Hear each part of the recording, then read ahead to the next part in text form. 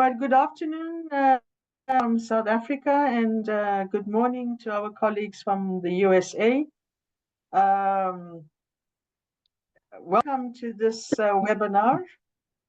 So on behalf of Professor Majosi, the President of Council for the Academy of Science of South Africa, it is indeed a great pleasure for me as the Executive Officer of the Academy, and my name is Himla Sudial, to welcome you all to this very, very important webinar on the topic of higher education and democracy. ASSAf has had a series of activities since March this year in response to the kind of issues that have come from the US administration that has affected science in South Africa and, of course, in the US and globally. And some of these have resulted in severe reduction and, in some case, loss of funding that has affected support for science at various levels. ASSAf first addressed this via a webinar in March with under the topic of understanding the implication of financial cuts from the USA on research in South Africa. And this was followed by a second webinar in April on science, leadership, and ethics during the time of geopolitical crisis.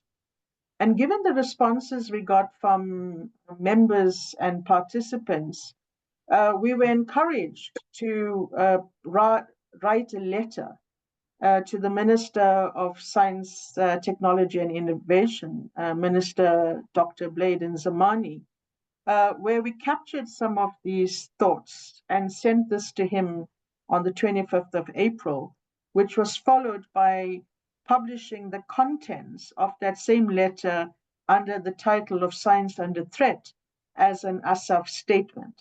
That went out in April. And from our side, we addressed these issues during the Human Rights Month in March and our Freedom Celebration of Freedom Month in April. To date, we have not received a response directly from the minister, but on the 2nd of May, the Department of Science, Technology and Innovation announced that the minister was planning to set up a committee of experts to address the situation. And later in May, around the 19th of May, we saw a publication from the department announcing the member of 12 that was going to be set up under the leadership or chairpersonship of one of the minister's advisors, Dr. Derek Schwartz, or Professor Derek Schwartz, to chair a committee that has now included 4 ASSAf members to discuss the issue of the science threat in South Africa. And colleagues, today we are very, very privileged to have with us colleagues from South Africa as well as the USA to discuss a third in the series of webinars under the topic of higher education and democracy. Oh dear. Hi everyone, our apologies, but we seem to have lost Professor Sudial at this moment.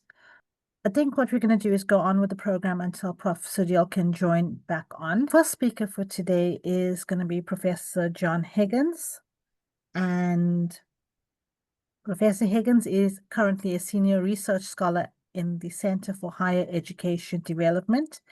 He is the author of Academic Freedom in a Democratic South Africa and the award-winning study Raymond Williams, Literature, Marxism, and Cultural Materialism. Professor Higgins, thank you so much for joining us today, and the platform is yours. I will put up your slides momentarily.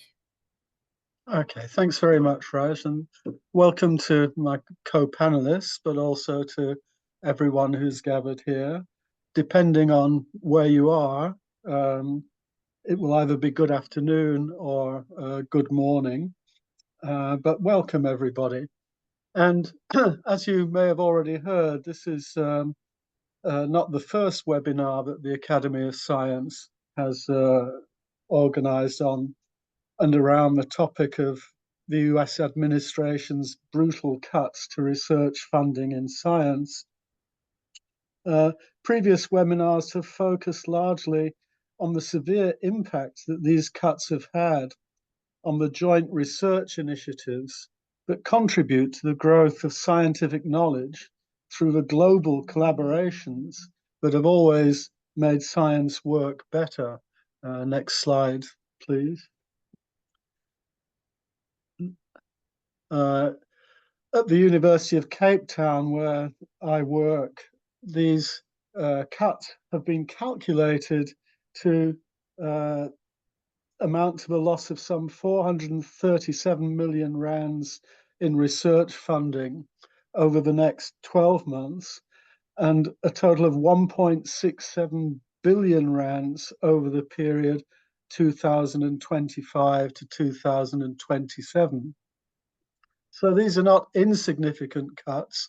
And of course, they're not just cuts in funding.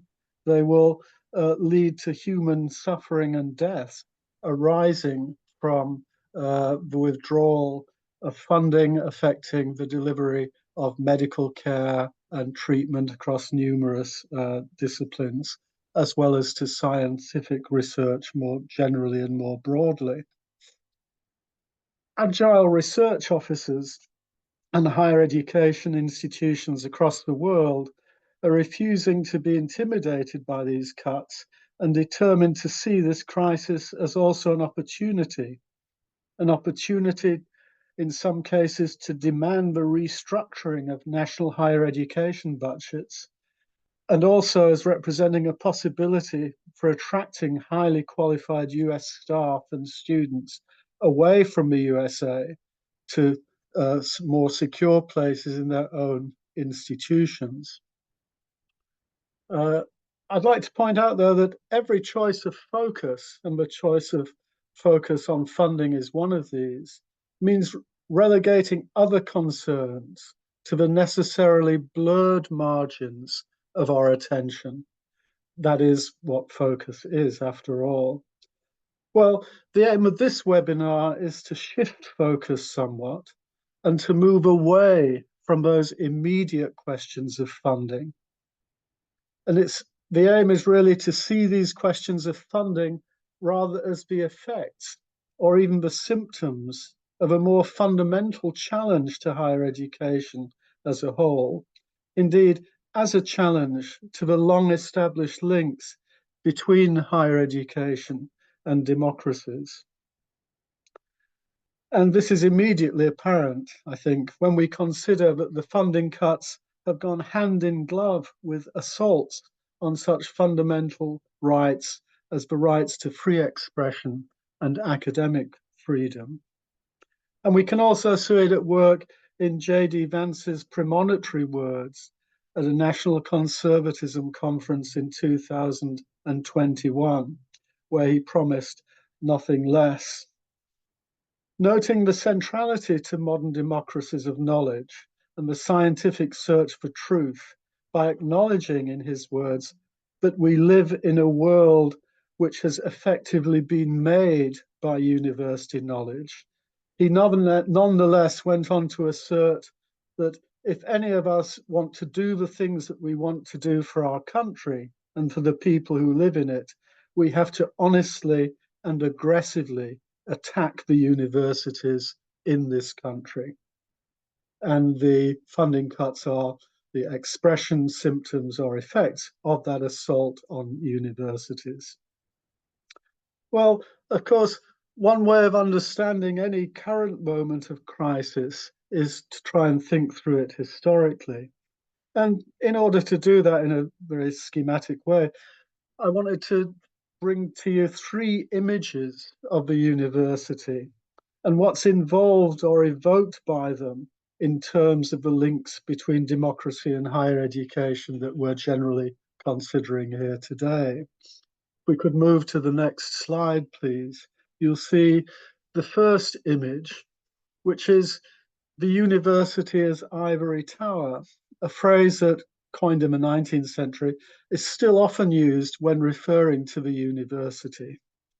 It refers back in the first instance to the long history of the university as the space for the practice of a certain form of academic freedom, but where academic freedom is understood in an isolated and indeed monastic way, where the university is seen as cut off and isolated from the everyday cares of the secular world, and is somehow akin to, but not identical to, a religious retreat or institution. This is above all associated with the university as an elite university, part of an elite system which, up to 1945, served around 10 to 15% of post-secondary school cohort and worked to reproduce a ruling class. The image that you see is an image of St. John's College in Cambridge, and I think you can get the sense of it as an almost armed encampment in the city, cut off by the city by the walls all around it, and even with a rather castle-like gate at the front, where there's a massive wooden gate forbidding entry and portcullises and so on. And then you see inside the different sections of the colleges which are quite monastic in orientation, with many long corridors and so on, producing that monk-like atmosphere and devotion to that rather rarefied and isolated sense of academic freedom. Academic freedom, then, understood as the right of elite students and professors in an elite institution, is summed up, I think, in some ways by that cloistered image. If we could move on to the next slide, we see here a sort of quintessential image of a modern or contemporary university here, which I'll call the Enterprise University. It's actually the Singapore Institute of Technology, founded in 2009. Now here you can see that the university site is cloistered in its own way.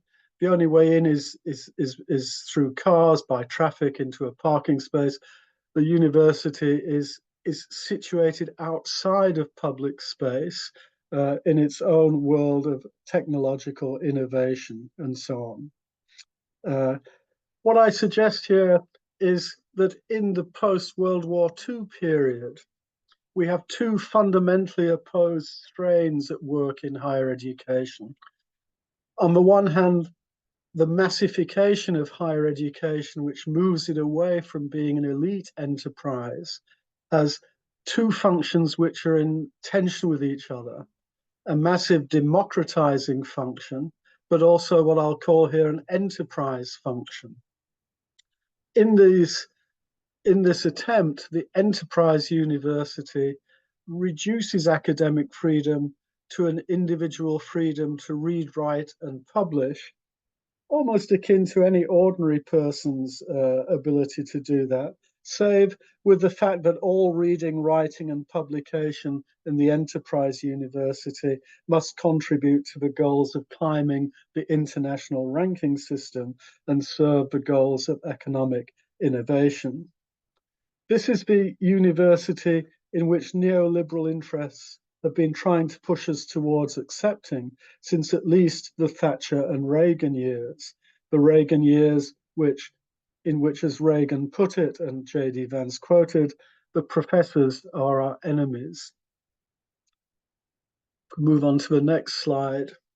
We'll see that after World War II, the university also occupies a different place, one which contrasts to that enclosure of the entrepreneurial or institute enterprise university. And here, I'm afraid we've only got a blurred image. This is of what I'll call the public university, the idea of the university as a democratizing force. And this is a rather blurred painting, I'm afraid, by Richard Baholo an artist who was studying at UCT at the time of the anti-apartheid demonstrations in the 1980s. And you'll see here that I hope you sort of sense here, at least, is here, although the university still has the classical architecture and some of the cloister effects of the older elite university, what really counts is that the university campus has become a site for the public expression of political protest. And it's in this kind of emphasis on the university as a relatively protected site in which you can stage oppositional questionings and challenges to dominant politics, that you have an active expression of the links between free expression and academic freedom, which characterizes the democratizing force of higher education. As James Stuart Mill put it in 1859, since the general or prevailing opinion on any subject is rarely or never the whole truth, it is only by collision of adverse opinions that the remainder of the truth has any chance of being supplied. Something that holds true, of course, for both scientific research and social understanding. And it's the very unity of those two things which is threatened by the current assaults on higher education. Mill's sentiments are extended and amplified and repeated in many, many different fora. One was the UNESCO Sinaia Conference Forum of 1992, which said that governments and the public must respect the rights of universities to serve as centers of completely free inquiry and social criticism.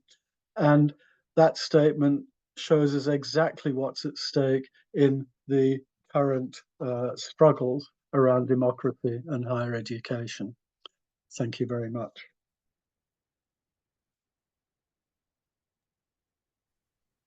Thank you, John. And sorry, colleagues, that I got bombed out earlier. I was obviously speaking to myself while introducing you all. It's now my privilege to invite Professor Kevin Naidu, a research professor in scientific computing at UCT, to share with us his collective experience from the computational world and other aspects of work that he has done, to speak to us on the role of the South African institutions in a reconfigured global research landscape. Over to you, Professor Kevin Naidu. Thank you very much, Professor Sudel, and thank you everyone and colleagues for inviting me and to listen to my views on this very important matter. So when I was asked to give my views on this particular topic, I was immediately struck by and reminded by a comment, a very astute comment that it's very obvious if one hears it, made by James Carville, who was the political advisor to Bill Clinton as he challenged George Bush for the presidency. And the comment that he made was, it's the economy stupid. So everybody can understand what that means now, and it's a very obvious statement. And if you don't, every politician running for office, and I would argue here, every person that is dependent somehow on funding from the state and other sorts of funds should be aware that we are and we live in a democracy, and the people that guide the government's thinking are the voters. And the voters are people that we should keep in mind when we have conversations in and around the university, and be sure that they are, we have the good interest at heart. So can you just do the next slide, please?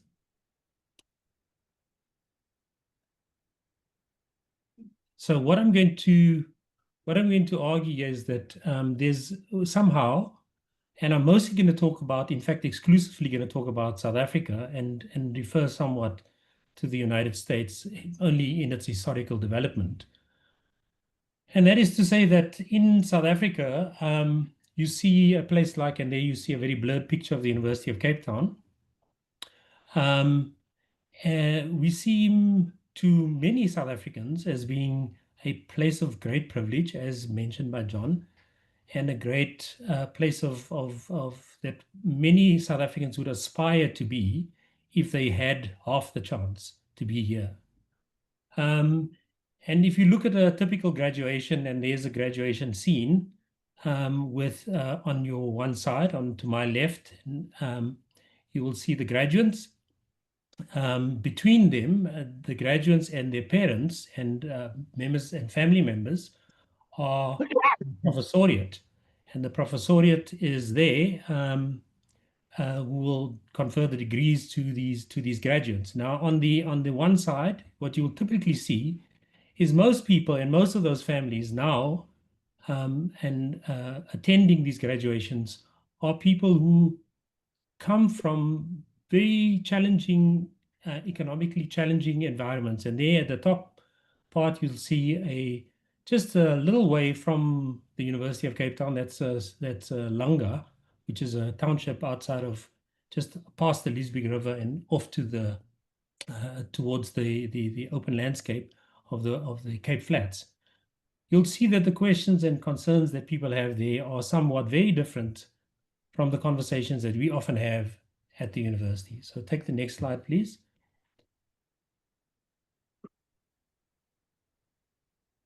So this is, once again, if one looks at the United States, and you'll see who is at the university. And this makes some reference to what John has mentioned earlier. So in the 1960s, around 7.7% of the US population had college degrees. And that has risen over time to 37.5%, just under 40% of people who have got some kind of university qualification or college qualification. So this tells you also a little bit about who's going to university. It's not only the elite any longer, right? At the 1960s, it is now people are drawn from the middle class, certainly, and possibly from the working class as well, to come to universities. And increasingly, that change in the dynamic of what we discuss on campus is a little bit closer to what the general populace would feel, certainly in the United States. However, in South Africa, and that's a technology-driven economy. So, and I will explain that a little bit later. In South Africa, we have mostly a mining, agricultural-driven economy. Black South Africans, only 2.9% of Black South Africans in 2002 had some kind of higher education qualification, some technicon or university. That has risen to 5.5%. It's a very small number, even though we see, if we look around campus, we see lots of Black South Africans. However, that number remains very small. Colored South Africans, the same thing. And you'll see with Indian Asians, that rises a little bit closer to 20%, and the same thing actually for white South Africans. That number is not as large as we may think it is. It's just under 20%. So this says to us that the general populace has a certain sort of degree of concern in an economy where you have a 40% unemployment rate.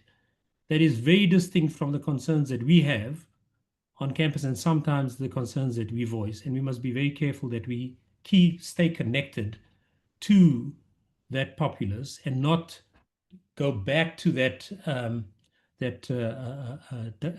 sketch that John referred to, which is this ivory tower. We're having one set of discussions there and another set of discussions in the general population. However, at the same time, we do want to inform the democracy. We don't only want to just respond as politicians do to people's general concerns.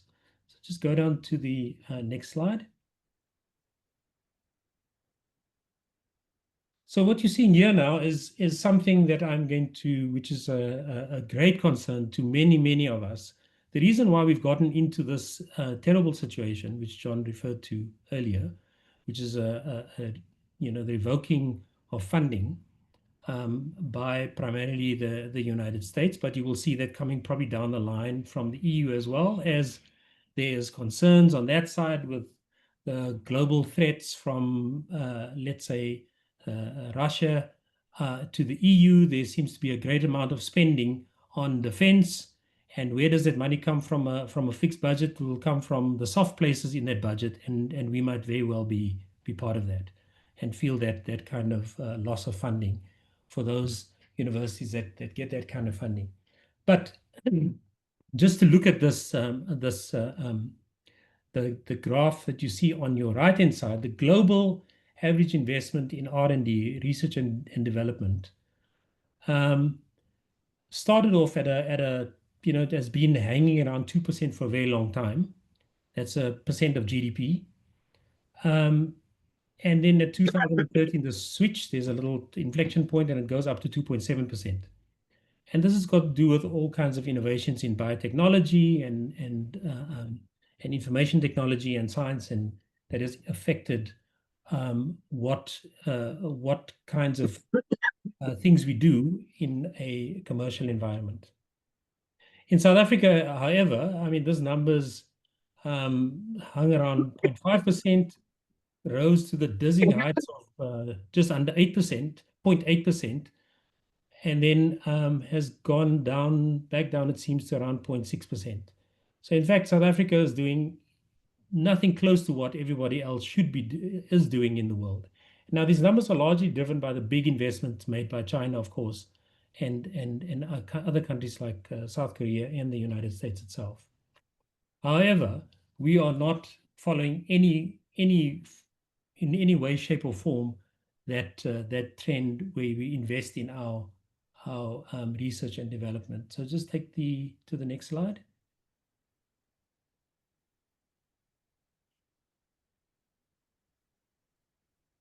Okay, so what does this mean then? This South Africa's 0.6% investment in R&D has driven a lot of our research universities to source funding elsewhere, and particularly source funding from international programs such as the NIH and the European Union and a number of agencies which would give us an opening to get funding from them. However, in return, what they were seeking from us is for us to do certain kinds of research. That was research that is important to a global conversation, and conversations that are important in the global context would be, for example, climate change, gathering data in and around climate change, making contributions to pandemics, and acting as a data gateway for pandemics and so forth. And that's not all that was given. I mean, there's some funding that we did source that had another function, but largely that is what we were getting.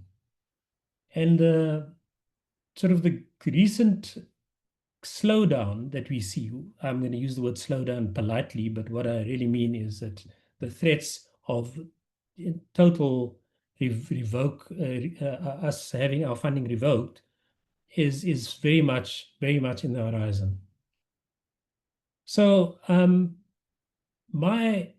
the argument that I'm presenting is that we must be careful with the conversations that we have on campus and the things we do on campus, because we are, like perhaps in other countries, perhaps having kinds of conversations that are very distinct from the conversations had by the overall population. And that puts us at risk by being challenged by populist politicians. And this you can see obviously happening in the United States, where we are very clearly separated from the general population that in a political move that puts us in a state of complete vulnerability.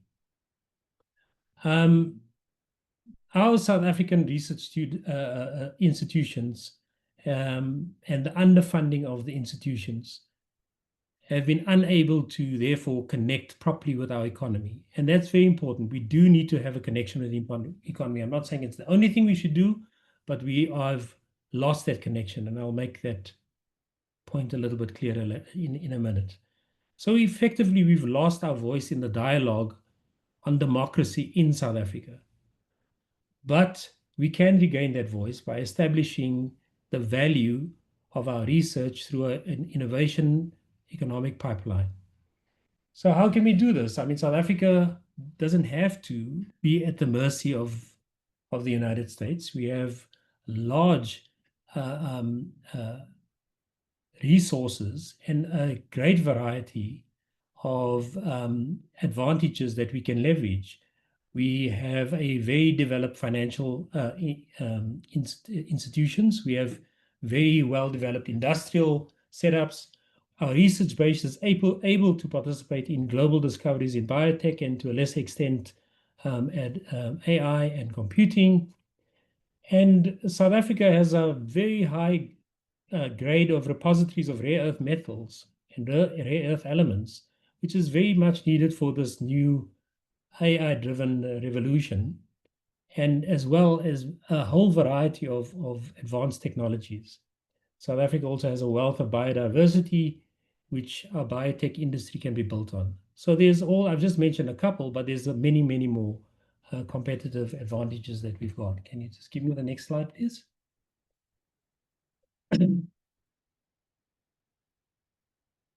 So what our institutions need to do in the South African context is we need to start creating a path from research to technology. And on the one side of the slide that I'm showing you here is the number of patent filings by these advanced economies, the OECD economies. And you'll see there South Korea leading the pack with now 3,600 filed patents per million people, which in fact far outstrips the United States. And you can see China climbing up in that way and Japan with a slight decline. However, in South Africa, if you look at the number of annual patents filed per million people, this took a sharp drop in and around the time of our change towards a democratic country.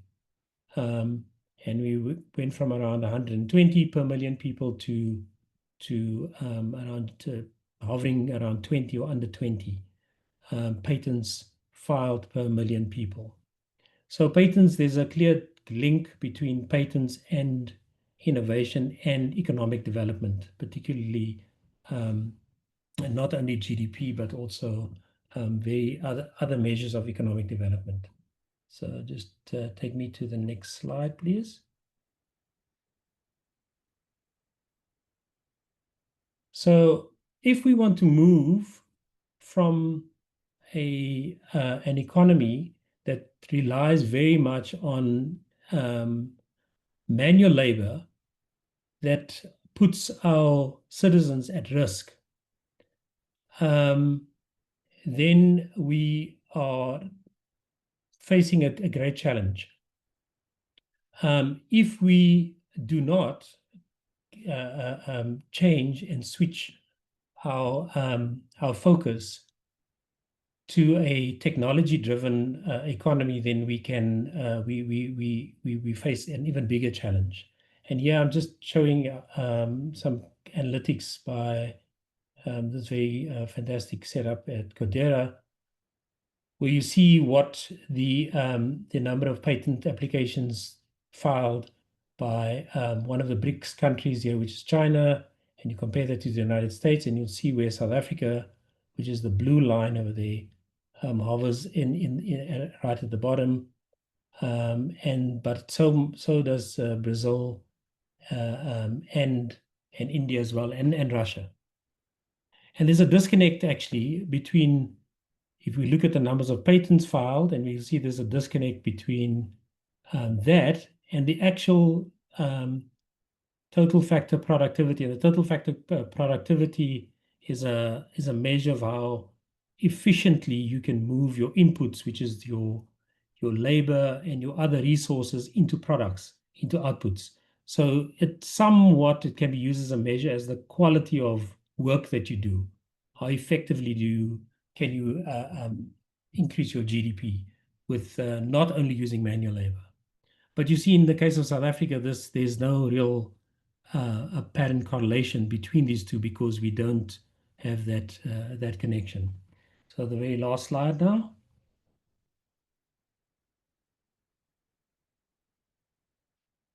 So what I'm arguing for is for us to regain our voice in the dialogue on democracy by establishing a research innovation economic pipeline that makes a connection between the things we study at university and connect that to an innovation pipeline that will improve the quality of life through companies that we build on resources that we have in South Africa. Thank you very much.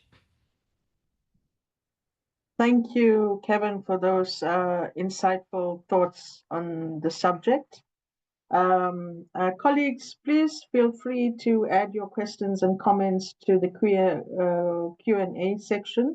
We'll be manning that later on. Great, we're now going to shift gear and go over to the west coast of the United States, where Professor Michael Maranzi is holding on to talk to us. Professor Maranzi is Professor of History at the University of California, and he's got a track record of writing on academic freedom and university governance. And today he's going to share his thoughts to us on the topic of academic freedom in a time of nationalist authoritarianism. Over to you, Professor Maranzi. Thank you very much. I wanted to start simply by thanking you all for the invitation here, the Academy of Science of South Africa and John Higgins and the staff. I think it's a great honor, and especially given what we can think of as the long-standing and important intersections between the history of higher ed in South Africa and the U.S., and the connections, for instance, both historical and conceptual, between Jim Crow and apartheid, and the struggles for desegregation, and the importance for American academic freedom of the arguments of the open universities in the 1950s, which I know Adam is going to discuss, and in the importance for a generation of students and faculty, including myself, of the anti-apartheid struggle of the 1980s. And unfortunately, in the ongoing conflicts over state interference in higher education and the continuing necessity to defend both academic freedom and faculty authority in both countries. So I think for our conversation, these, I don't know if they're intersecting or parallel or comparable histories, provide a real ground for what I think we're talking about today. And I just wanted to say that as a preface. So I don't think it's news to anyone to recognize that we're facing an international attack right now on all forms of knowledge and scholarship that runs counter to the interests and ideologies of the authoritarians who have surged into power over the last 2 decades around the globe. From Hungary to India to China to the United States, it's clear that those forms of knowledge, which do not fit into a mode of traditionalist ethno-nationalist values and narratives, are under siege. I live and work in the United States, so that's the story that I know best and what I'm going to talk about mostly. But I don't think it's a singular phenomenon, what's going on in the US. It's very striking and sudden, and because of the power of the United States, it perhaps has a greater impact than some other places, but I don't think it's singular. In any case, again, there's been an ongoing effort before now, primarily at the levels of what the U.S. refers to as state governments, that's to say, Florida, Georgia, California, primarily at the levels of what the U.S. refers to as state governments, to eliminate teaching on what the right wing calls, quote unquote, divisive concepts, which is to say anything that might disrupt a story of American progress or that implies that forms of subordination, racial, gender, class, have been central to American history or to Western history. Not surprisingly, these efforts to restrict the teaching of the histories of race, gender, and class have been accompanied by legislative attacks on faculty job security, and more recently, to efforts to dramatically reduce the authority of faculty in their own institutions. If you look at the US now, you'll see that in many places, what has existed as systems of shared governance are being reduced by legislatures. Moreover, starting with climate science and then intensifying with the pandemic, the attacks on humanistic and social science disciplines has now spread to the physical and biosciences. I mean, the complete gutting of the NIH and the NSF are the clearest indications of this, but the sort of ideological warfare that you would expect to see around humanistic and social science knowledge has now spread, especially into the biosciences. I don't think that they have decided that you're not allowed to find new planets in it yet. Against this background, the Trump administration's attacks on knowledge are a tremendous intensification, but I don't think it's a departure. What Trump and his minions have done is move the attack from, again, what Americans considered the state to the federal level, and begun to dismantle not only particular forms of scholarship, or at least the state support of particular forms of scholarship, but the apparatus of knowledge production itself.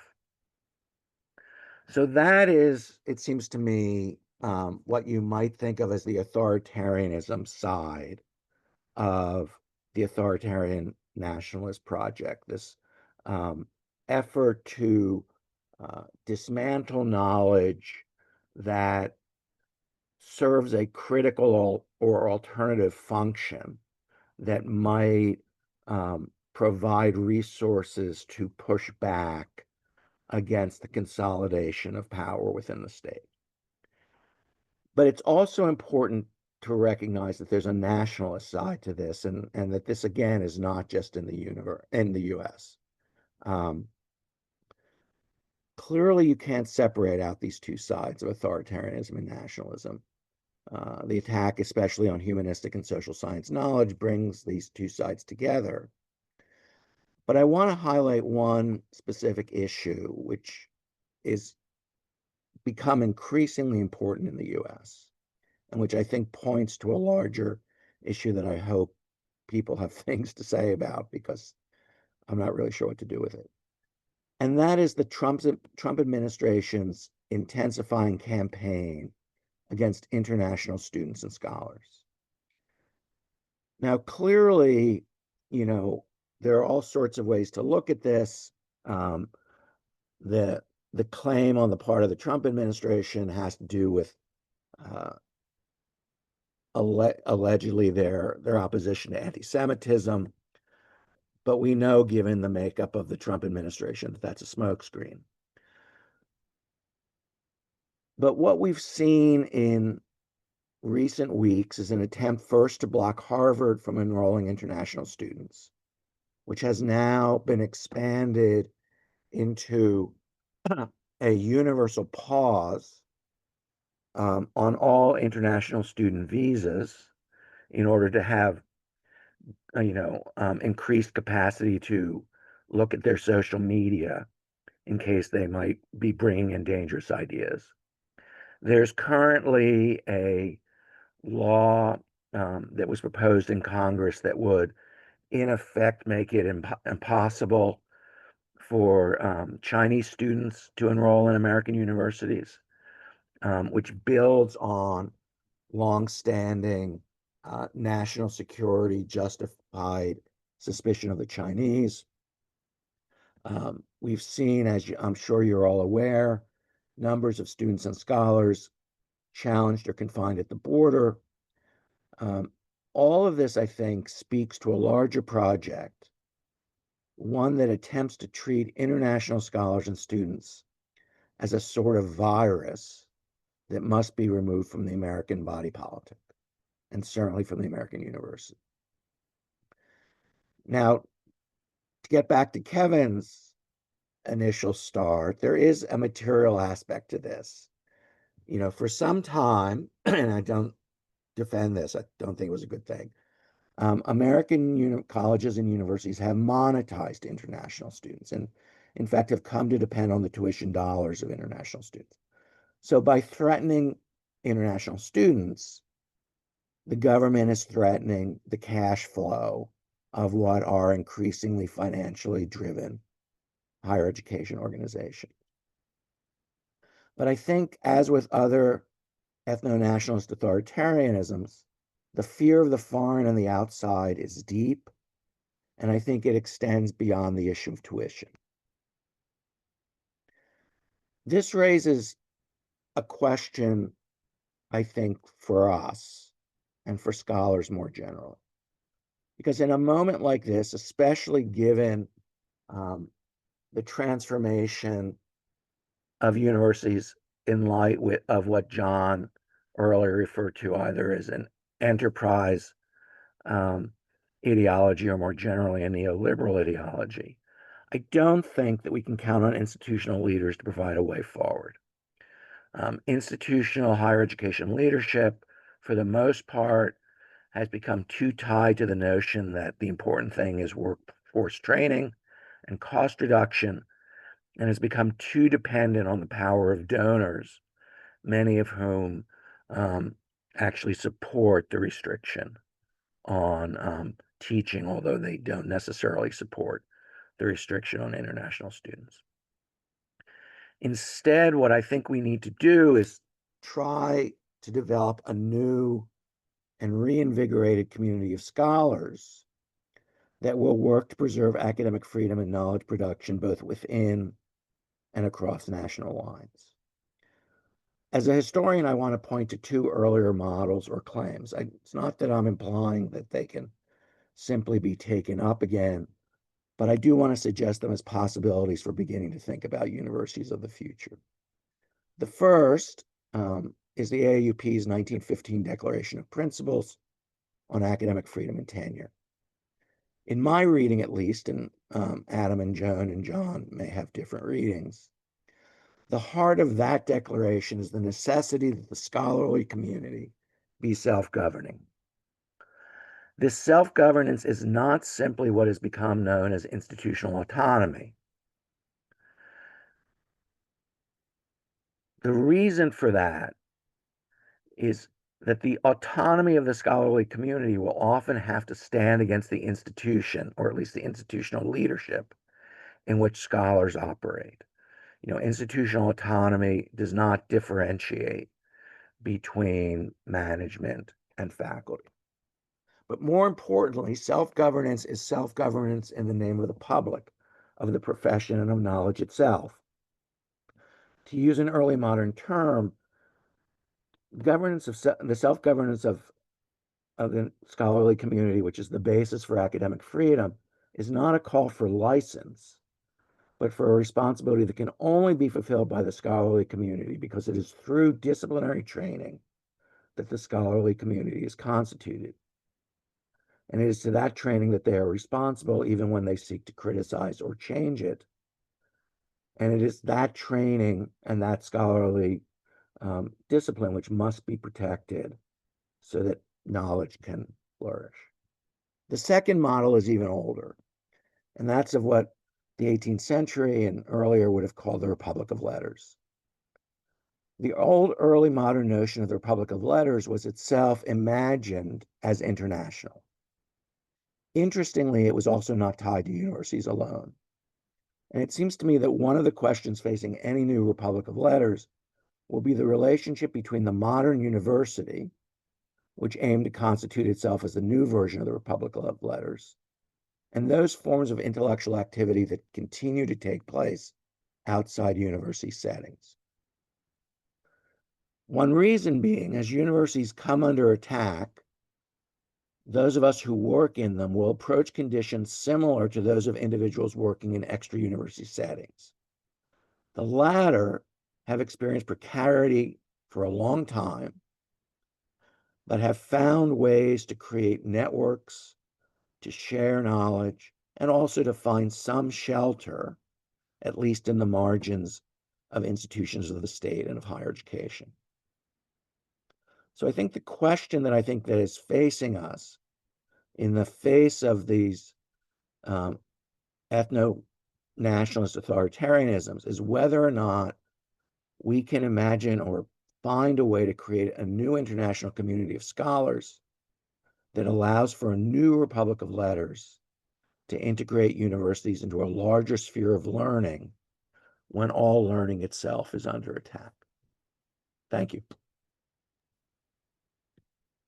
Wow, thank you, Prof. Morenzi, for those very nuanced points that you raised. I'm sure we're going to get lots of comments and questions later on during the discussion. Moving on, I'd like to invite Professor Adam Sitze, who is the John Fitzpatrick Professor in Law, Jurisprudence, and Social Thought at Amherst College in Massachusetts. Professor Sitze has a lot of experience in writing on academic freedom, and in fact is the author of The Impossible Machine, a genealogy of South Africa's Truth and Reconciliation Commission, and is not new to the landscape in South Africa. And his talk is on the four freedoms today and how that how that has an intersection with the topic for today. But I'd let him tell us about his journey and his interpretation of how the four freedoms play out in contemporary geopolitical issues. Over to you, Prof. Sitze. Thank you, Hima, and thank you, John, for inviting me to participate in this very important conversation today. My goal in what follows is to revisit the Open Universities in South Africa, an anti-apartheid text first published in 1957, in light of the current academic freedom crisis we're experiencing in the United States. What might this decades-old text, so central to our two countries' shared tradition of university autonomy, have to teach us today? The four freedoms are the right of universities to determine what may be taught, how it may be taught, who may teach, and who may be admitted to study. My focus today, however, is not on these freedoms themselves, nor on the well-known jurisprudence of diversity and affirmative action that has emerged from them. Instead, I want to revisit the more ambiguous underlying question that leads to the formulation of the four freedoms in the first place. And that is the question, what is or ought to be the university's relationship to the state? The text's answer to this question, I'm afraid, is based on premises that are no longer available to us. That unavailability, I believe, is based in part on contradictions internal to the concept of university autonomy, and in part on external dynamics that have no necessary connection to university autonomy, but which have become relevant to universities in the years since 1957. Taken together, I'm going to argue these internal and external forces create the deep conditions for today's crisis of university autonomy in the US and beyond. But first, the concept of university autonomy itself. The editorial committee that authored the Open Universities in South Africa based their defense of university autonomy on the fact that state-aided universities like UCT and WITS are not governmental arms, but something different, corporate bodies. Though established by Parliament, they're academically self-governing and financially accountable only in a limited sense. The authors do concede that Parliament retains sovereign power over universities, but they emphasize that until the onset of educational apartheid, the government had exercised that power with restraint. So what are the reasons for that restraint? Why should Parliament do less than what it has the legal right to do? The answer isn't based in legality, for universities are statutory creations. The two universities at issue in the open universities are statutory creations, and parliamentary sovereignty at that point in South African legal history is essentially absolute. Instead, the answer is based in legitimacy, and in particular what Max Weber would call traditional legitimacy, which is to say a type of authority based on long-standing norms, historical precedents, and established rituals. The authors of the open universities will therefore defend the autonomy of the modern university by returning to and reviving the university's medieval roots. Originating as self-governing guilds of scholars and students, medieval universities were corporate bodies whose purpose, the transmission and discovery of truth, extended beyond any one generation. Their corporate form enabled continuity, regulation, and unity of purpose across space and over time. As such, these universities depended on an unusual experience of time. On the one hand, the medieval university and the university today is an immortal body. The university doesn't die when its constituent members die. On the other hand, the university's immortality has no existence outside of those same constituent mortal members. The university is therefore structured by a kind of time that's neither eternal nor ephemeral, but we might say that is instead finitely infinite or immanently transcendent. This paradoxical experience of time is what the great medievalist Ernst Kantorowicz, writing in 1957, also called the ASSAf, which we might summarize for the purposes of our discussion today as the ability to think in terms of epochs or ages. The ASSAf is to the university's four freedoms what a keystone is to a stone arch. The ASSAf is not itself the purpose of the university, that's the intergenerational pursuit of truth. But the ASSAf is what allows the pursuit of truth to retain its structural integrity in the face of election cycles, market fluctuations, and even states of emergency. It's therefore the necessary condition for the defense of university autonomy. To the extent that our understanding of the time of the ASSAf remains intact, it's therefore clear why, as the authors of the Open University say, the members of the university have both a right and also a responsibility to resist the interference of state officials. The university's primary fidelity is to the past and the future after all of its defining desire, which is the desire for truth. But where our conception of the ASSAf has dissolved, it becomes harder for us to say why the university should not simply serve the most immediate needs of the salus populi, which is to say the health, the welfare, the safety, and the security of the state's populations. These matters, after all, are also enduring truths. They're the truths that matter most to the taxpayers who fund the university, and as the saying goes, he who calls the piper calls the tune. But suppose the university begins to dance to this tune and begins to adopt the state's priorities as its own internal priorities. How then would the university be distinct from any other state agency? This, as an aside, this is the goal, essentially, of the hard right in the United States, a completely deglobalized university that mainly or exclusively serves the national interest, to connect with Michael's talk. In any case, university autonomy requires for its defense a form of legitimacy based in centuries of deep tradition. In this, it has a kinship, an uncomfortable kinship, with its medieval cousin and sometimes adversary, the Catholic Church. In both cases, and not just in the case of the university, it's the sheer weight of time that allows both of these medieval relics to defend their corporate autonomy against the legal rational legitimacy of the modern state.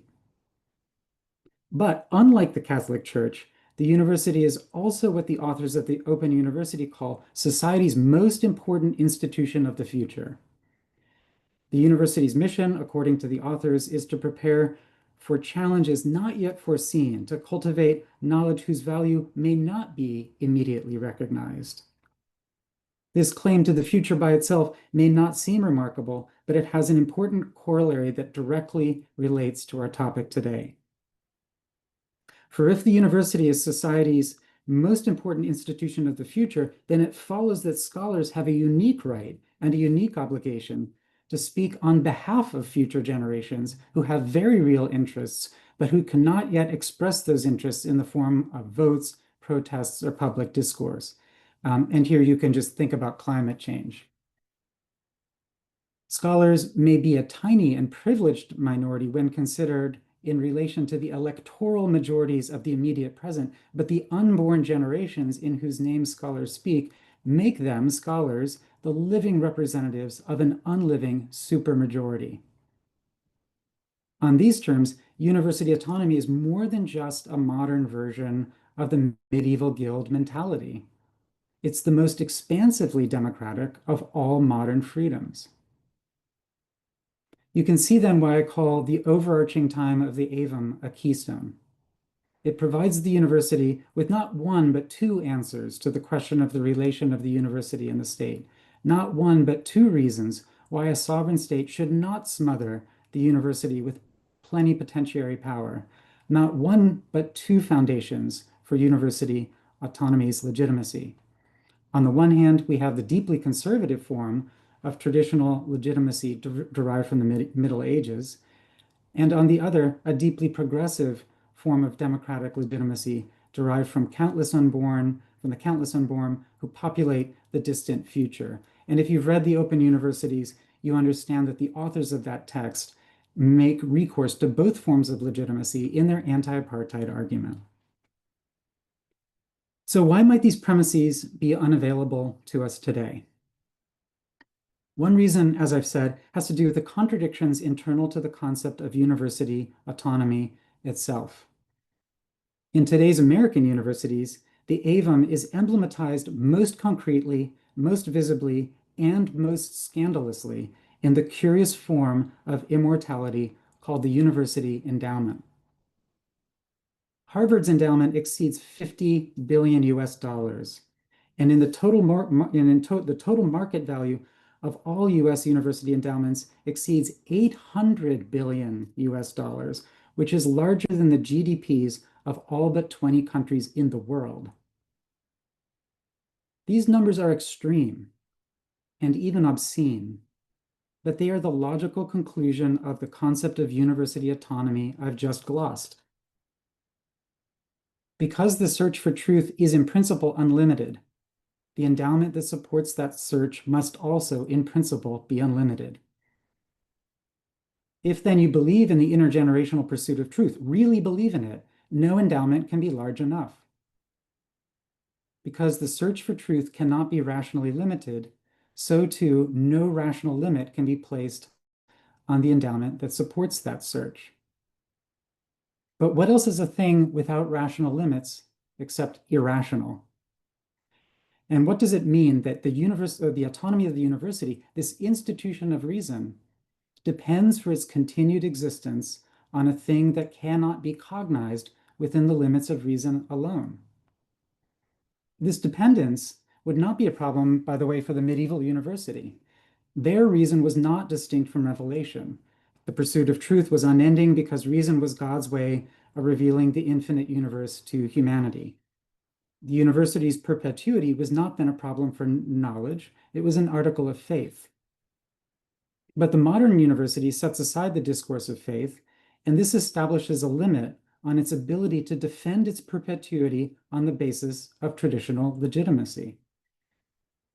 Even though today's universities are largely secular institutions, their structures of permanence would thus seem to depend on forms of belief that aren't fully secular and can't be fully rationalized.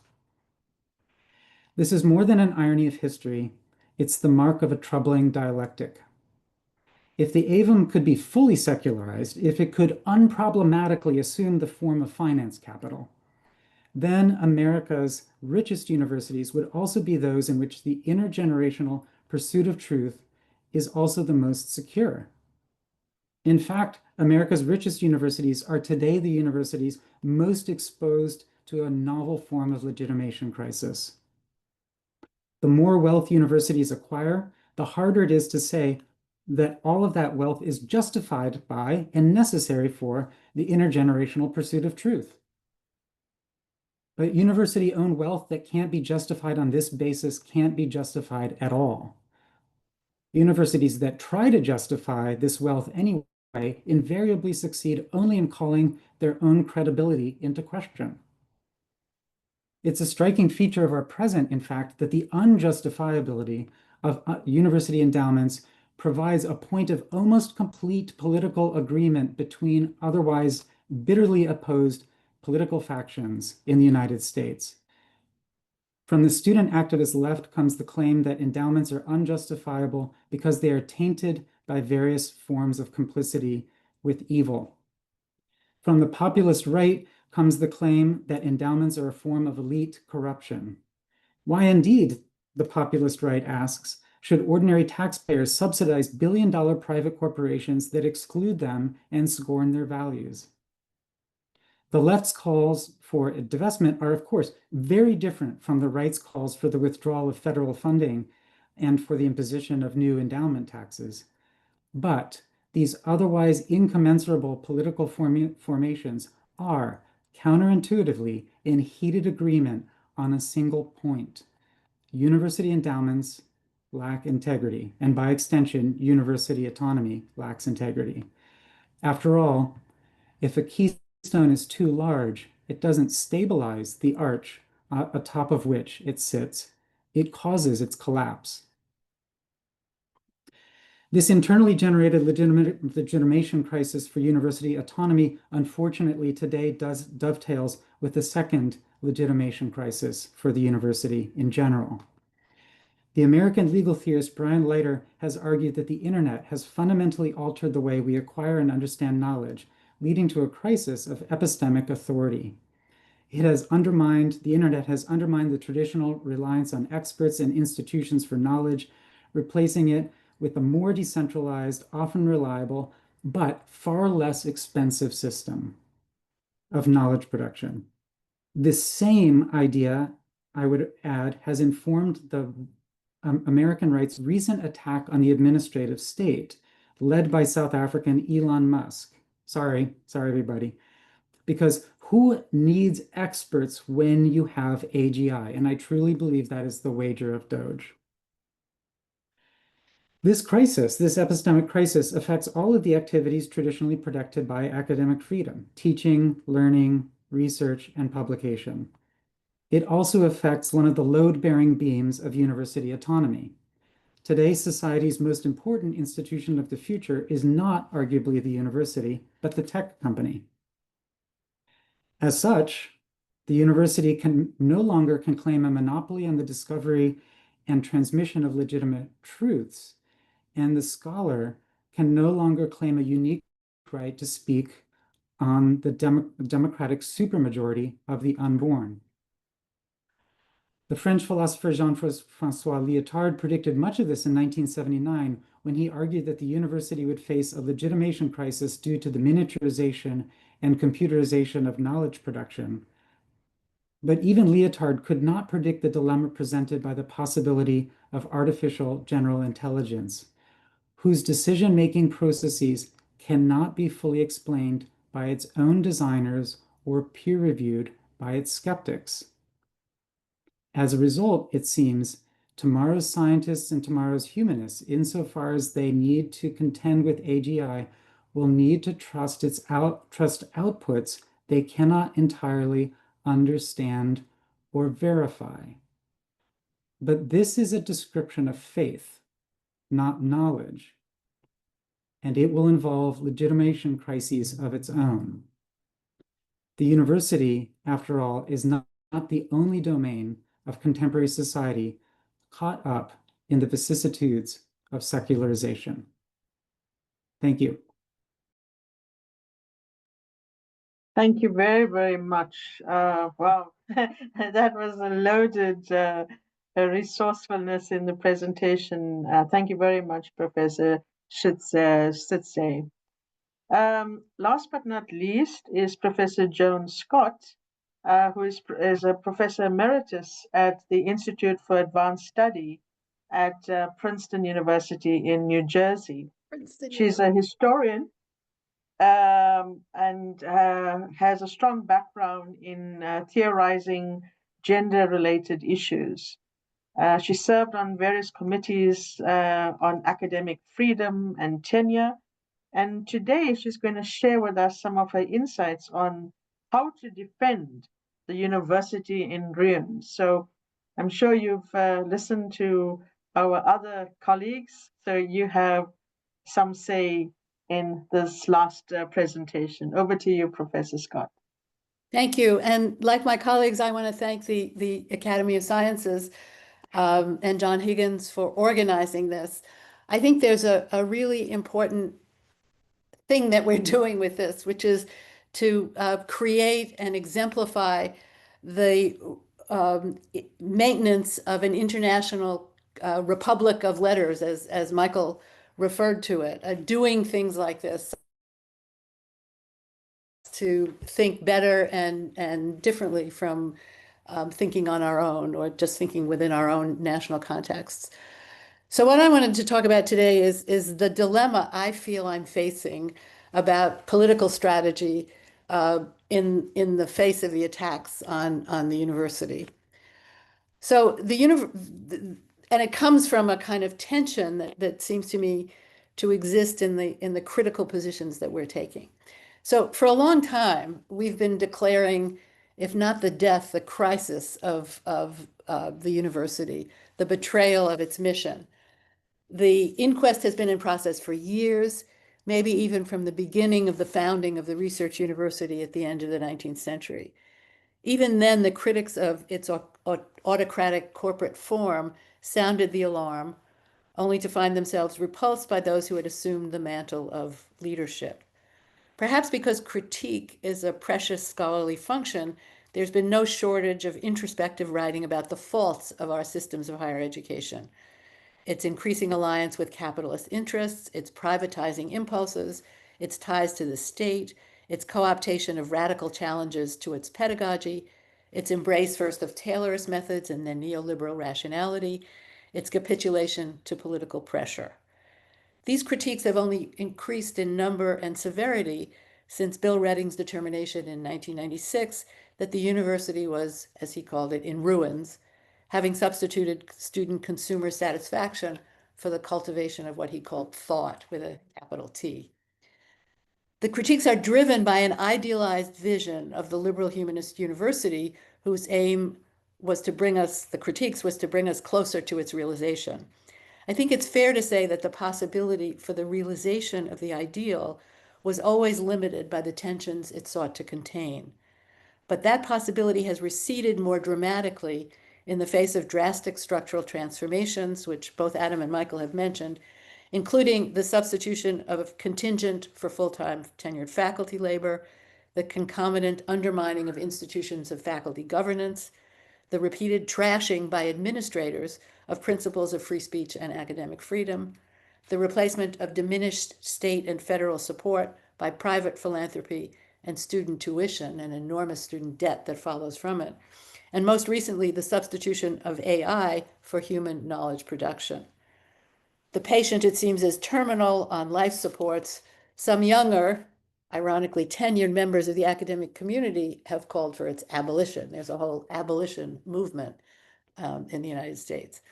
At the same time, the Trump MAGA forces have stormed onto the scene, declaring their intention to finish the job, to consolidate the hegemony of their authoritarian populist movement. It's not clear they're all on the same page about what they want to do. There are those who want to keep the institution in its current autocratic form and turn it more fully into an instrument of white, misogynist, nationalist indoctrination.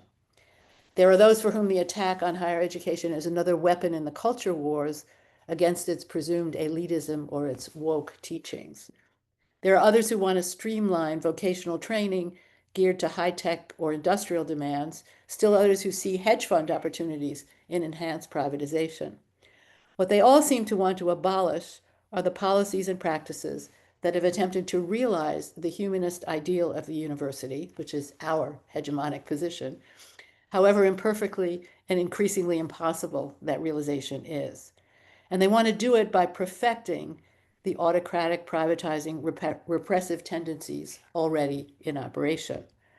Just to say they aren't already in operation. Many of those that Michael mentioned in his presentation.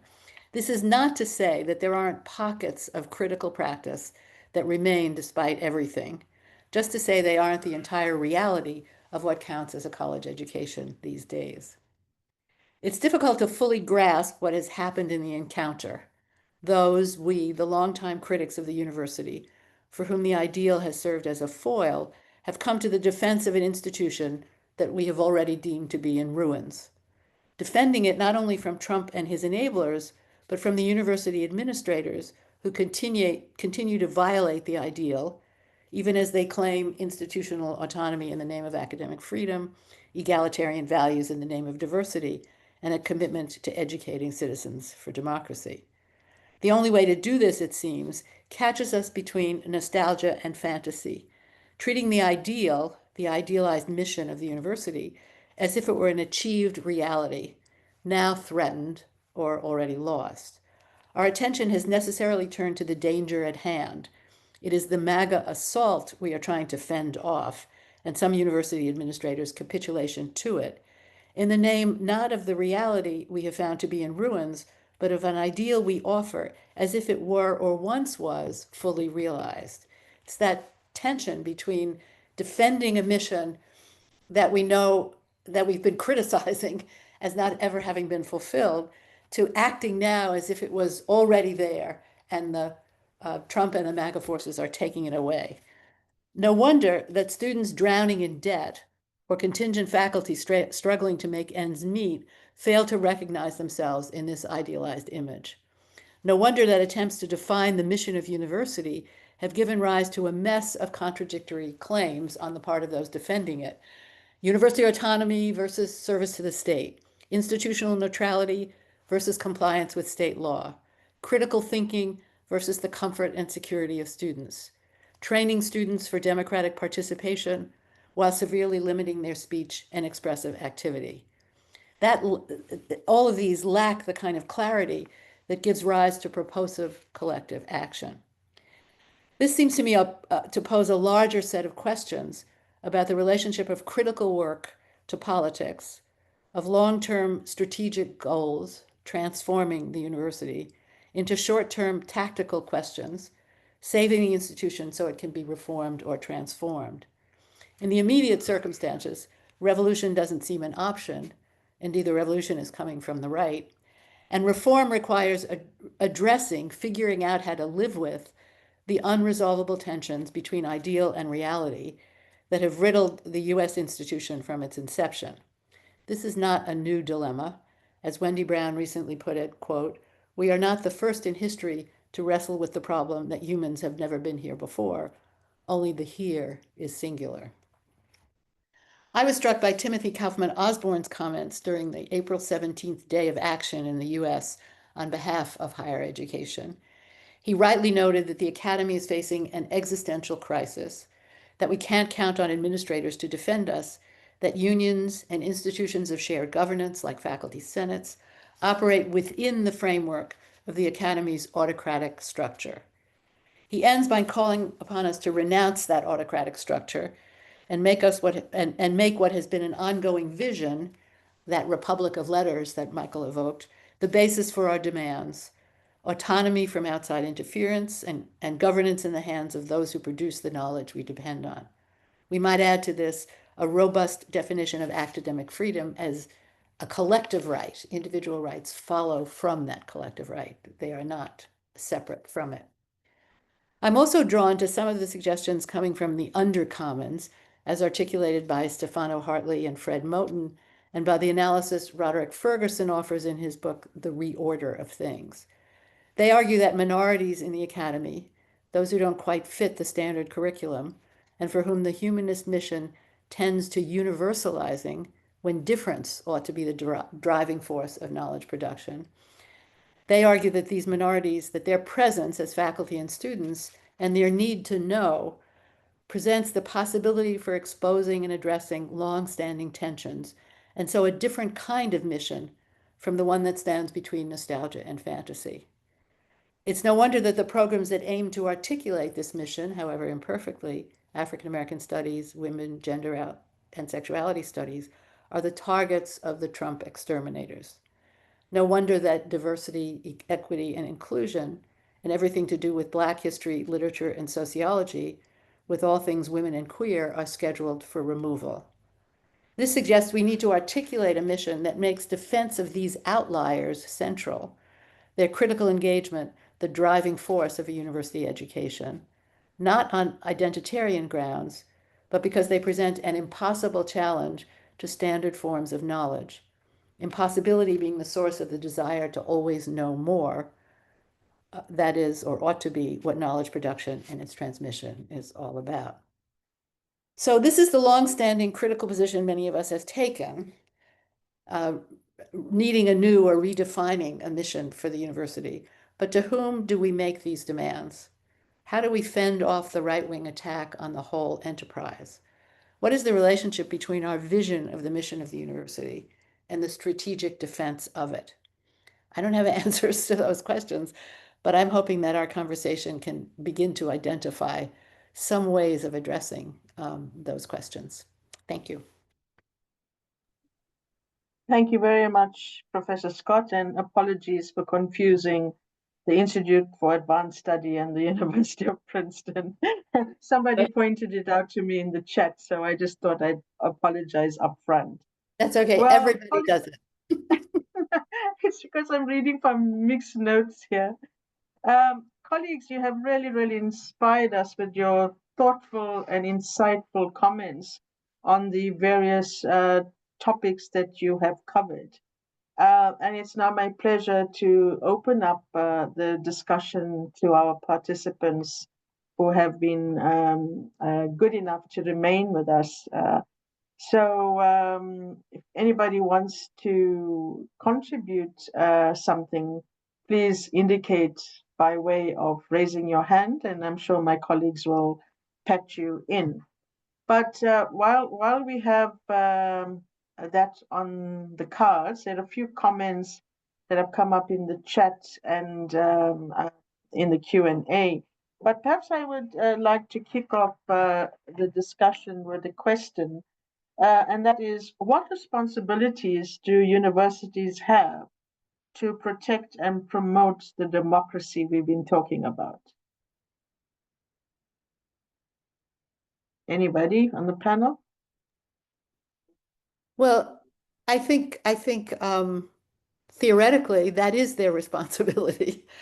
And the problem is that given the kind of pressure that's being leveled against the university, or the attempt to take it over as an indoctrination machine for authoritarian regimes, many of the leadership of those universities have given up on that responsibility. But that seems to me one of the driving, what you're describing, the responsibility to produce citizens for a democratic society is exactly what we're meant to be doing and what is being taken away or attacked in the current moment. Because it also reflects on the autonomy that we've discussed during the discussions.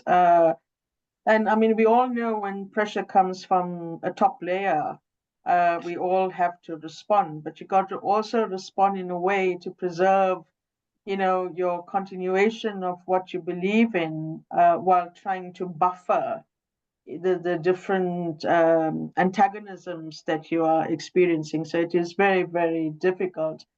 Before I come to Professor Khan, John Higgins, John, I see your hand. Over to you. Thank you. Just in relation to that question, I think in our ways of thinking about academic freedom, especially recently, a lot of emphasis has been placed on it as an individual right, for scholarly publishing, etc., etc. But I think one thing that leaves out of the picture is the idea of a university as itself an agent of academic freedom. And, it needs to corporately have a voice in discussions about higher education, which sometimes it's like it's the academics only who might be interested in academic freedom.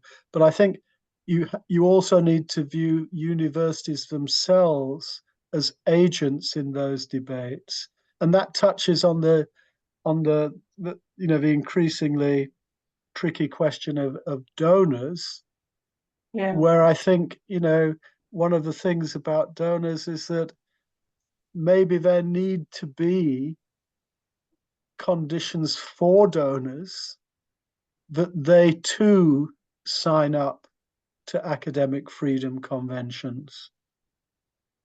I mean, so that's just two things in response to your question. No, thanks. Those are very important considerations. Yeah. Professor Michael Kahn, let's bring you into the discussion. Over to you. Thank you very much. Can you hear me? Yes, we can. Oh, that's wonderful. Okay. Look, thank you for a great seminar. I have reacted to some of what Kevin Naidu had spoken about, and I just want to challenge some of what has been stated there. If we go back into a little history, go back 10 years, in the early 2000s, South African industry's investment in R&D was around 52% of the total. It's now fallen dramatically. It's down to around 15. So you can ask why, what's going on, and why did it climb so high in the first place? It climbed as high as it did because a huge amount of state funding was going through Eskom, which is classified as private sector, into funding the pebble bed modular reactor project. We're talking about $1 billion a year. And that grew and grew. And in parallel, what happened was the financial recession. And when the pebble bed was euthanized, it coincided with the recession and everything fell apart. And we then went into the period for those abroad of what we know as state capture, where the state was hollowed out and business confidence sagged to a very, very low figure, probably as low as it ever was during the bad years of apartheid. And so that in part explains why business R&D has fallen. There's a loss of confidence and people are simply not investing. It's not that they're investing it abroad. South Africa's always had a small amount of funding abroad by companies like Sasol, De Beers and Sappi and so on. It's not a big change. So that's something I would simply put in. All efforts are needed for business and government and labor to somehow meet in a party where they can agree that the way to ensure economic growth is policy certainty and addressing some other structural constraints. That's the first point.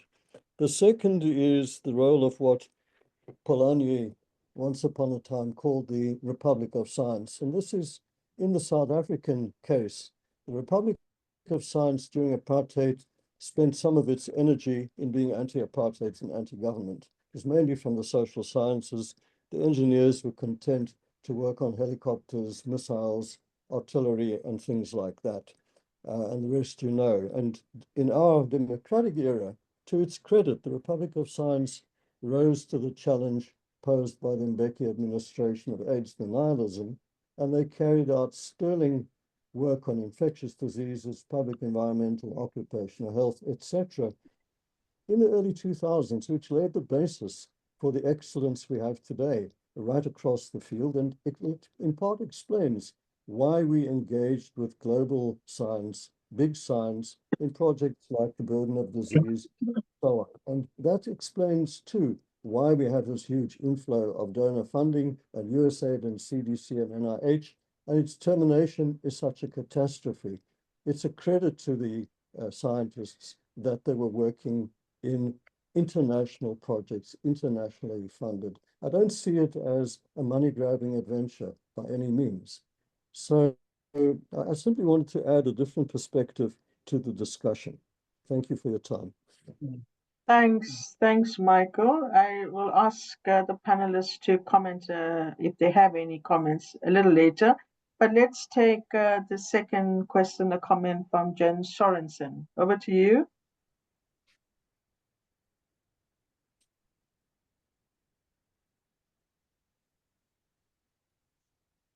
Jens Sorensen, you've been brought into the platform. Raj, is voice activated there?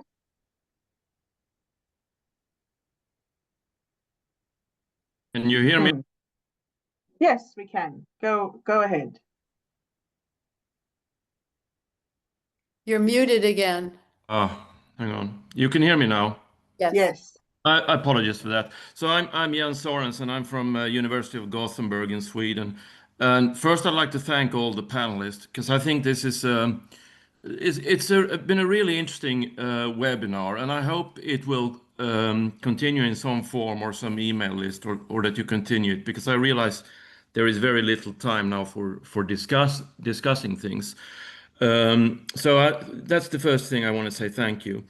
And because I realize there is very little time, I will just raise some points because there are so many foods for thought that has come up.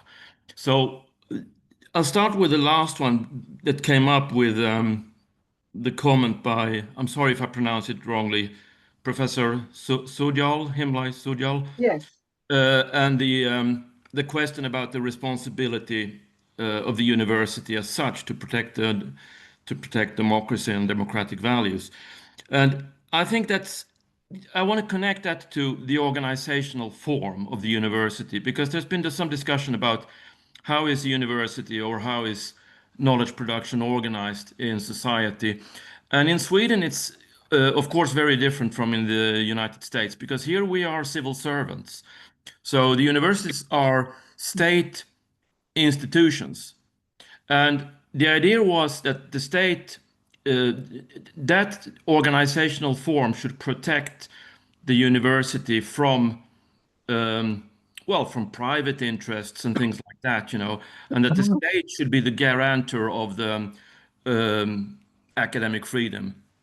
And now, of course, that's been transformed.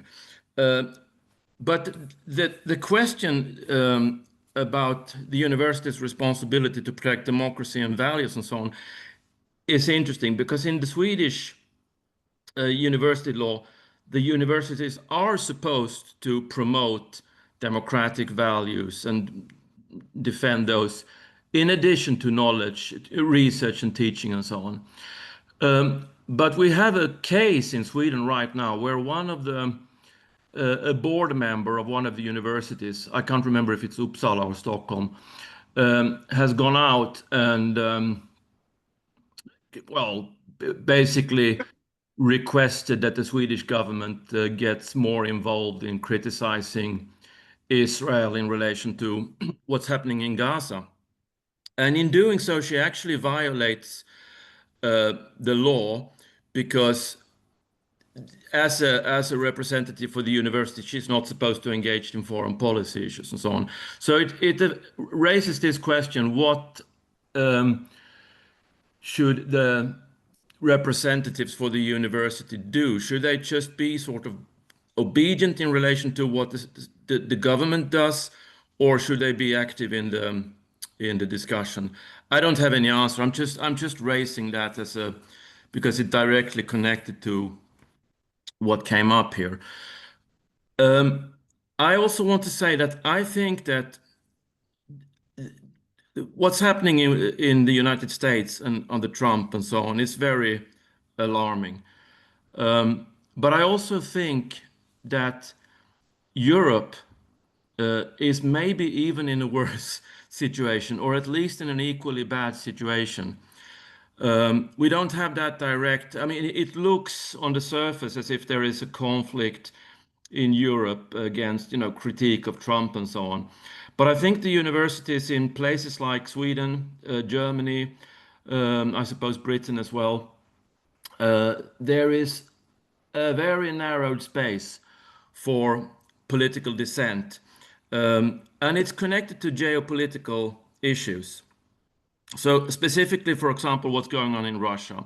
So there's been academics in Germany and in other places, in Sweden and so on, who have simply advocated for negotiations with Russia. And they are being isolated. Some of them are being, they lose their positions and so on. So there's a real McCarthyism and clampdown.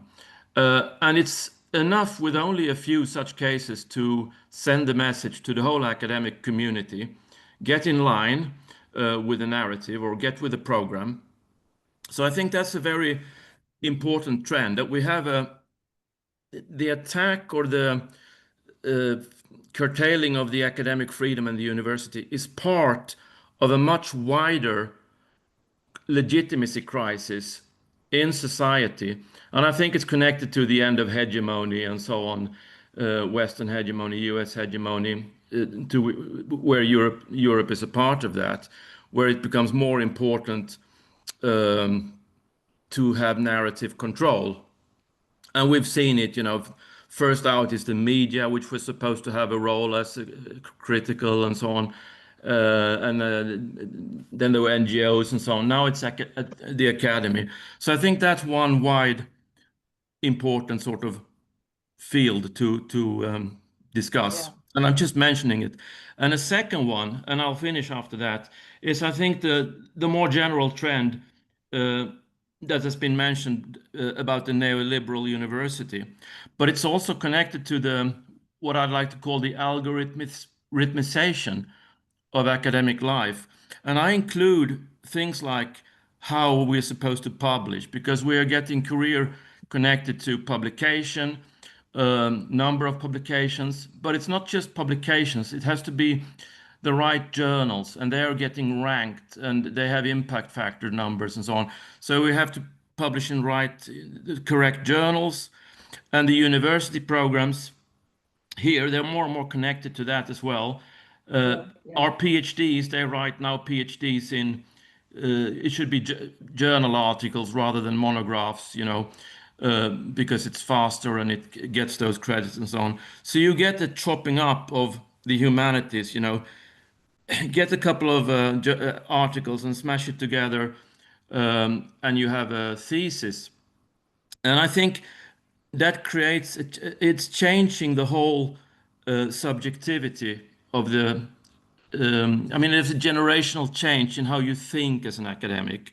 Yeah. So Thanks. that's Sorry to cut you off. I mean, you obviously have lots of interesting things to add and bring in the perspective from Europe. But I think in the interest of time, I should give our panelists an opportunity to respond to some of the issues that they've heard during the discussion. And there is a question in the Q&A about how can universities and others in society address the change and perspectives on academia. So if our colleagues on the panel could possibly respond to that or anything else, I give the floor to you for some comments. Over. Yeah, sorry, can I just make a comment? I just wanted to just sort of take, just chat a little bit about what I was trying to argue, and maybe I wasn't successful at that. And what I was arguing is that that in the South African case, the one part and function of the university, which is to integrate with the economy in some way, and the guidance that we should have been getting from the national government was not there for the entire duration of this democratic government. And it wasn't there. I'm not saying verbally, they didn't say the words, but they said the words, but they didn't provide the funding. So what has happened is, in our cases, we became extremely dependent on international funding. And if we didn't have that, then you can see we faced a collapse at places like University of Cape Town. University of Cape Town is the largest recipient of NIH funding outside of the United States, of any, and that includes Europe, any universities in Europe as well. So you can see how big that really is and how much we really get from that funding and how that supports our laboratories and all the very good work that's done. However, the state must also come to the party and get us on track. We are integrated, and we're not seen as an institution that's only speaking to global issues and not local economic issues as well, and inspiring our citizens to get jobs other than menial labor jobs, which is agriculture and farming and all that. So that's the comment that I have on that. So Thanks Yeah. for the clarity, Kevin. Professor Scott and then Professor Moranzi, over to you.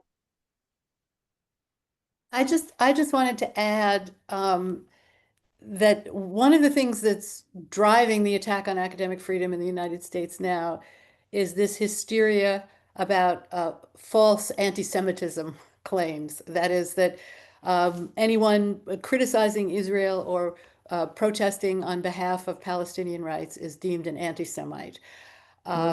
There's a huge sort of thing to do it, to think about it. But I think you have a case in South Africa as well at the University of Cape Town, in which Professor Mendelsohn is suing, arguing that his academic freedom has been denied because of a collective faculty decision not to use the International Holocaust Remembrance definition of academic freedom, which conflates anti-Semitism with criticism of Israel or of Zionism. So I think that the immediate use of anti-Semitism as it functioned in the United States in the 1950s as anti-communism, those kinds of political hysterias are affecting all of these, all of our institutions, and it's an international situation. It's not just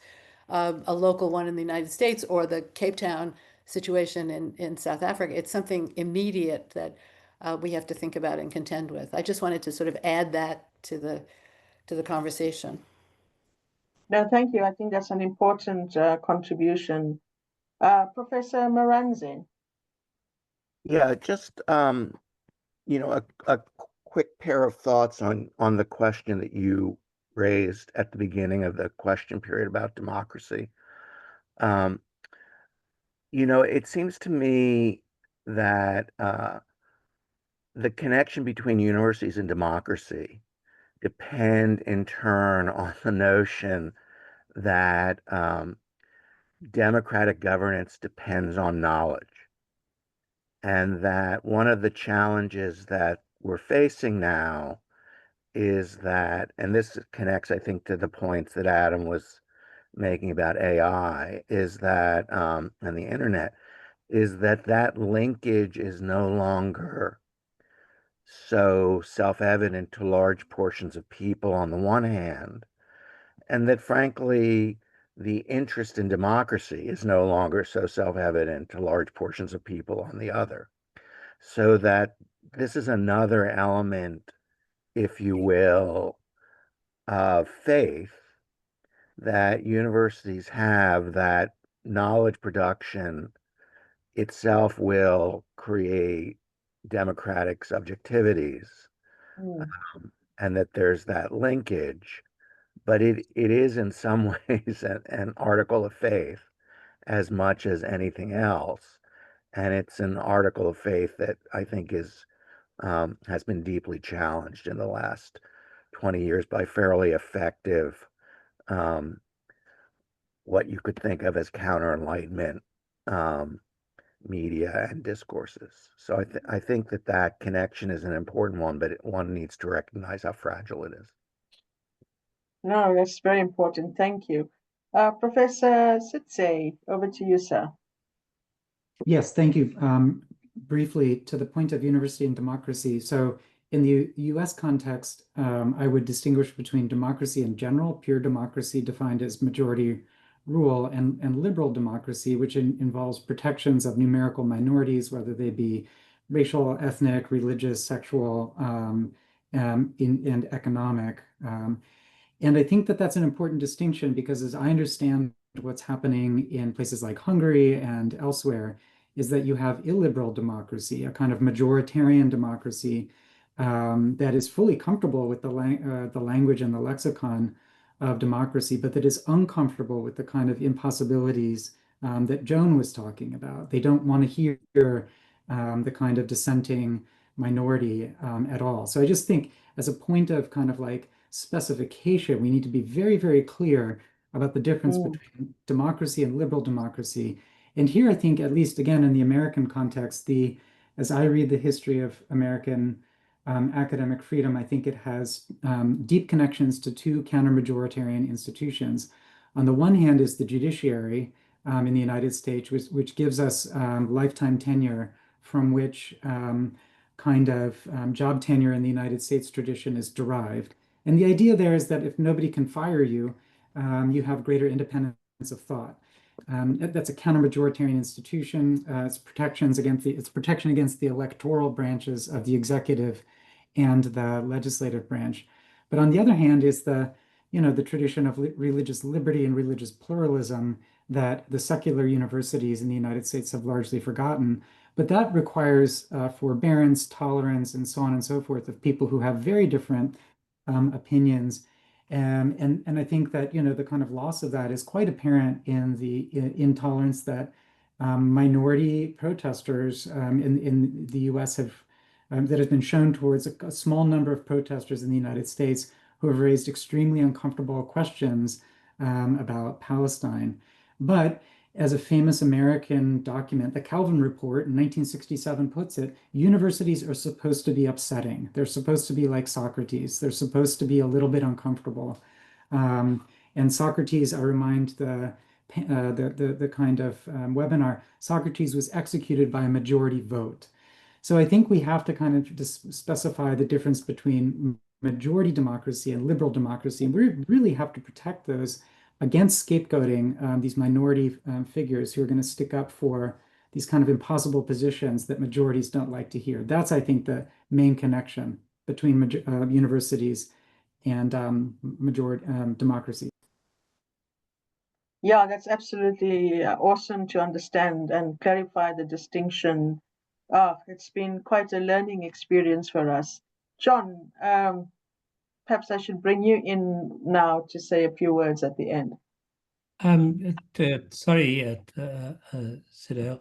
Can I just? I see there's a question in the chat that I don't know if you saw about the response to a sort of a constructive engagement. The question is, how do we engage constructively with or at least the US population, with the MAGA Okay, academia? would you like to comment on that briefly, and then over to John? Yeah, I think that part of what I was sort of alluding to and was that that even a sort of and sort of prior to the whole attack on the institution by the Trump administration, there was a concern that that even within US institutions, it seemed that the conservative right was being frozen out of conversations. And issues sort of like, for example, families and family values and all of those kinds of things that are of central concern to conservative voices weren't allowed in to the conversation. And once again, if one sort of winds that back to the economy, the way you can start that conversation is to say, what can we commonly agree on? There's no significant funding for childcare, and that has risen up against the very diminished amounts of money that we are being paid.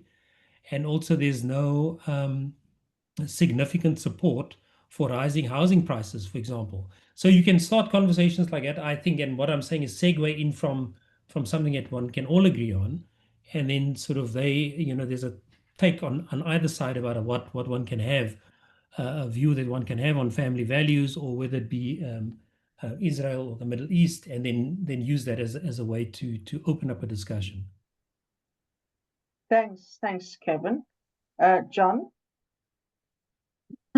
Yeah, well, just running across a number of the things that have been said by different people and participants and so on. I suppose my thoughts at the end of the seminar are that the educational mission has never been so important, particularly in the new informational landscape, which Adam and others have commented on, through the web, the availability of information. But I suppose what education is about fundamentally is about understanding and interpreting and evaluating information. And I think we can see from Kevin's remarks just now, and from Michael's remark, from a number of things that have been said. I suppose when you're inside higher education, you kind of think, oh, well, we're doing a good job, maybe. But the reality is that we haven't really, perhaps, arrived at the distribution of everyday, without going to Kant, Hegel, Zizek, or whatever, basic critical thinking skills do not have a widespread dissemination in some ways, so that at the very moment where I think where the contradictions are really enormous. We've got more higher education than we've had in the past, but we need even more, and we need much more distribution. And that's the other side. Academic freedom isn't really only the province of scholars. It's to do with everyday understanding of people not in the academy, I think. So, hearing the different viewpoints today, I think that's something we've all had in common, is that the educational mission is not just still important, but perhaps more important than ever, as the pressures on understanding the world around us and acting on it politically grow more and more intense every day, from climate change to global warfares and so on and so forth. Yes, no, thanks for those kind of concluding comments. Colleagues, I know we kind of running out of time, but this has been a fantastic open dialogue, and I really value your take on the topic and sharing your insights. You obviously went to great depths to prepare for that, and fortunately we have a recording that's live on Facebook. Some people have been asking for recordings, so please follow that, because this has really been a very insightful and well thought out summation of what we are experiencing globally, and to have this active discussion on higher education and democracy. We've heard about the different phases of democracy, and we do know that we're living in very challenging times, as has been outlined by many speakers. And at the end of the day, higher education fosters informed, critical, and active citizens. It teaches us the skills that are necessary for participation in public life, as John has just raised, that it's not just within the ivory towers of academia, but how that intersects with life in general. It teaches us reasoning, it teaches us dialogue and ethical reflection. And after all, universities are spaces where democratic norms like debate, dissent, and pluralism are practiced. You've brought those to the fore, and you've shared with us depths of your insightful knowledge from your vast experience And from the Academy of Science, we are most grateful to you for giving us your time unstintingly and sharing with us your thoughts on the subject. And once again, on behalf of our president, Professor Majosi, I wish to extend a heartfelt thanks from the Academy and to all the participants who stayed with us and contributed in whichever ways you have. I hope this has raised some insightfulness in yourselves. And from wherever you sit in the spoke of societal placement, that you do your best to ensure that democracy prevails in the work that we do, and that we serve society as best as we can. So once again, thank you very much to all our panelists and to our participants, and have a good day forward. Bye for now. Bye.